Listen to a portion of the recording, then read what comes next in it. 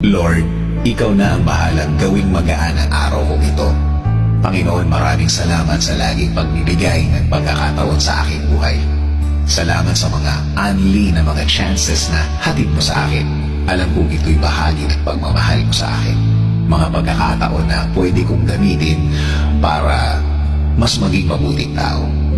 Lord, alisin niyo po ang lahat ng aking stress o ang lahat ng stress na nasa akin po ngayon, Lord. Kayo na po ang magtanggal ng mabigat na nararamdaman ko. Kayo na po ang bahalang pag-aani ng aking araw-araw. Isinusuko ko na po ang lahat ng aking problema ngayon, Lord. Ikaw na po ang bahala sa aking mga kinakaharap ngayon sa aking buhay, Lord.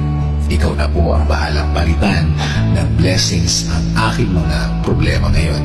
Panginoon, pakilagay na po ang mga bagay sa aking buhay na makakatulong po sa akin.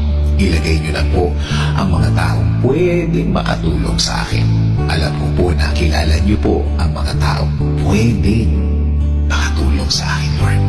Lord, kasama din po ng dasal na ito.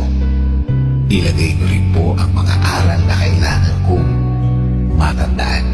Mga lessons na magbibigay gabay sa pagharap ko sa susunod na panahon.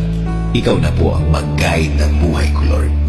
Ikaw na po ang bahalang i-direct ito kung saan niyo po gustong dalhin.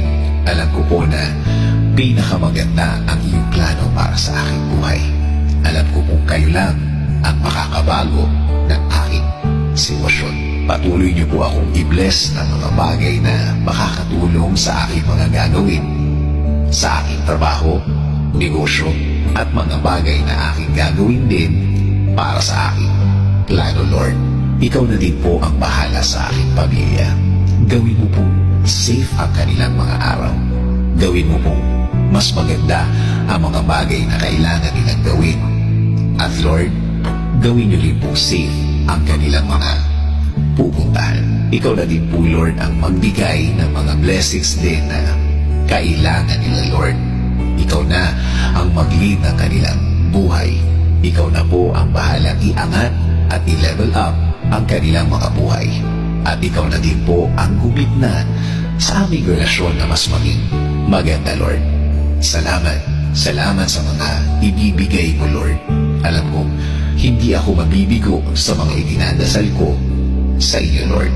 At alam kong patuloy niyo akong babantayan sa lahat ng oras, sa lahat ng araw ng aking buhay.